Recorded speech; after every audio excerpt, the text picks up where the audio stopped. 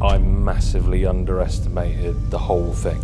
Side shuffling across a ridge with 1,000+ feet of fresh air behind you. We got to a point, we looked at the summit and realised how much further we had to go. It was soul destroying. I had never felt that tired, that broken, that exhausted. Honestly thought, I'm done. Whose idea was it to climb the mountain, and why did you decide to do this? I think it would be fair to say it was Kai's idea to climb the mountain. Yeah, so it started, we went for a curry and a few beers. I said to the lads, I said, look, I really want to do something that's something we've never done before, and I want it to be relatively iconic. So I suggested, is anyone up for climbing Mont Blanc? I certainly wasn't sold on the first mention of the challenge, and certainly Mont Blanc climb seemed crazy to me, but Kai certainly wore me down and got me involved. I didn't want it to just be a hot air. I didn't want it to just go, yeah, it'd be great to climb Mont Blanc.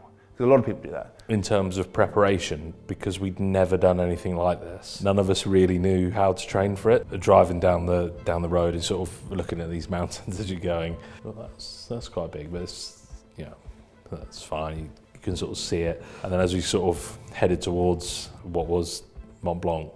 I think this is probably the first time I realised we'd got ourselves into something serious when we turned the corner and saw Mont Blanc in front of us, and it's kind of like, oh wow.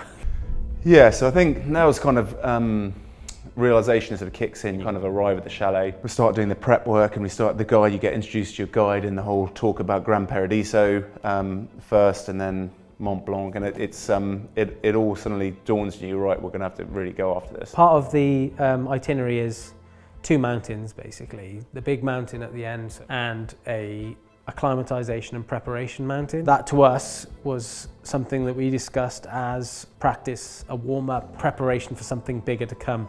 I think we totally underestimated that. Taking on Gran Paradiso today, which is the highest mountain in Italy. We're very much looking forward to it and see how we fare later on today. I think I massively underestimated the whole thing. Which one are we going up? Are we going up that one? Up and over that. Up and Over that one. Up and over that. No, he's up and over to the big bastard behind it. Oh. The longest walk I did before we went was like 4.5 hours. Summit day on the first mountain was 10.5. I think because in our head, Gran Paradiso should be straightforward, and it was anything. It was just a bastard mountain. The problem with the first climb is it was so hot, it was causing a lot of melt on the glacier, and then it was freezing at night, so we hit ice really quickly. And as soon as you hit the ice section, that's when you've got to get crampons on, you've got to rope up. It's awkward walking. You sort of, nothing's ever stable, like everything's sort of jarring, movement. It's just sapping a little bit of energy out of you every time you take that sort of step. How are you feeling? Fucking dreadful. We had no idea how hard and how far we had to keep going. And you just set your sight on a shelf, and we zigzagged up, and it took hours. And we got to that shelf, and I thought, oh, we've got to the top of that shelf, and turned and looked at the rest of the glacier in front of us. There's another big shelf, and that happened 3 times for me. It just felt like we got to a point, and then we looked at the summit and realised how much fucking further we had to go. It was soul destroying. It's very, very hot. So we're losing a lot of water. Am I enjoying it? Not sure I am at the moment. Then we get to this moment where we manage to get up the rocky part, which again is huge. It's hugely technical. Where you're all roped up, thank God, because you've got 10,000 feet drop, and then altitude sickness. It really whacked me. You're feeling nauseous, you're feeling dizzy, you're feeling underprepared, and then you have this amazing exhilaration where you kind of finally get to the top and you summit it, and you go, thank God, we've kind of made it. Oh, here we are. Made it to the top. There she is. How tough was that, mate? That is the hardest thing I've done, I reckon. That's very nice. Phil? Thing I've done. Definitely worth it. Look at that bad boy.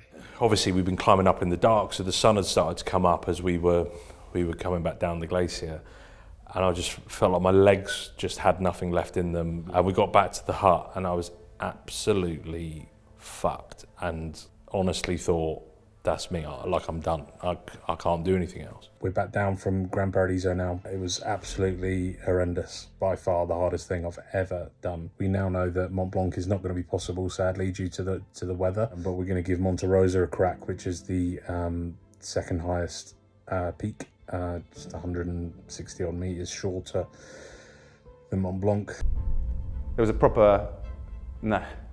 Not having that. There's no way we've kind of done that and we're coming down and then you're telling me we can't do it. It was a real weird one to take because obviously that's our main goal. You know, they explained that Monte Rosa is a high peak and we need to be prepared to tackle it. Can't emphasise enough how much Gran Paradiso took out of us. It really sapped everything from us. And just because we found it that hard, we were so petrified of what was coming next. We were so scared of it. There's a guy out in Chamonix who I know who actually runs a lot of these kind of climbing courses, trekking courses and stuff. They sort of said, well, if you've done that, you can definitely do what you're trying to do next. You know, we're just talking and all the rest of it. I said, well, maybe I'll go to the hut. And if I get to the hut, that'll be me. That'll be me done, but I'll get to the hut. We quickly realised that all three of us, if we went away at that point not having tried another mountain, we would have been pretty disappointed with ourselves, and this was our chance. We were there, it was in front of us, let's go after it. I was nervous, and then they decided that we were going to have a different guide, and I've never felt more confident than I did after meeting with him. They told me about your performance at the Gran Paradiso.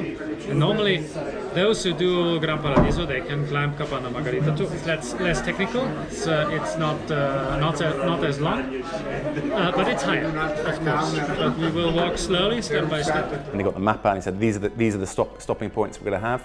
You know, he said we're going to rope up straight away because we're straight on the glacier, crampons on, and it's going to be pitch black, but we're just going to go at my pace. If you've got someone like that who's delivered a strategy to you and you've half already played it out in your head before the game, you're already kind of prepared for it.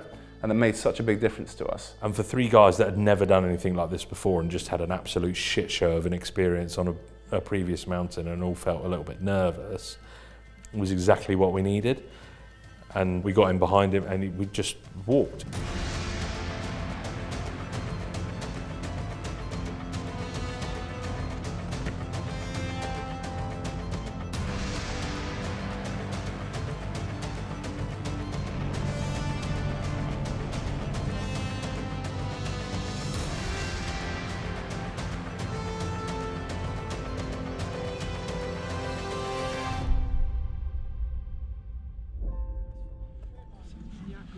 Made it, boys.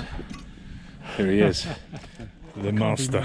I remember getting it to the top and feeling shocked, and we were all just saying thank you to Alex, and we were all just like, mate, thank you so much. Because I doubted whether I could actually do it. When we got to the top of this thing, I was kind of like, oh fuck, we did it. It all happened so quickly.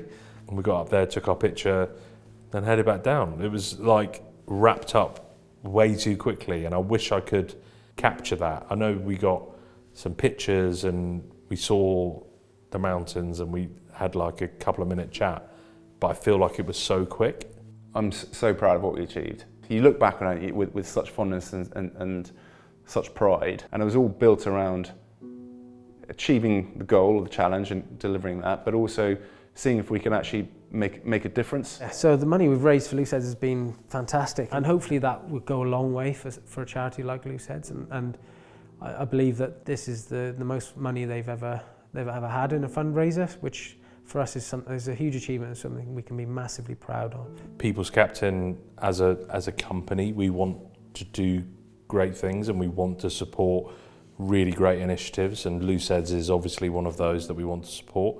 We are doing something different. We are actually making a significant difference in rugby, and that is going to make a massive difference to players, coaches and staff, and we can be really proud of that as a company and as three blokes that played this game.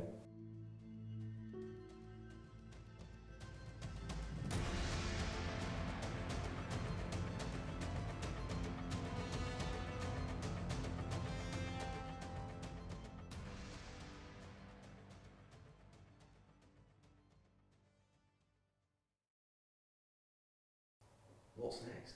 I've chucked a lot of ideas at them, what I think we should do.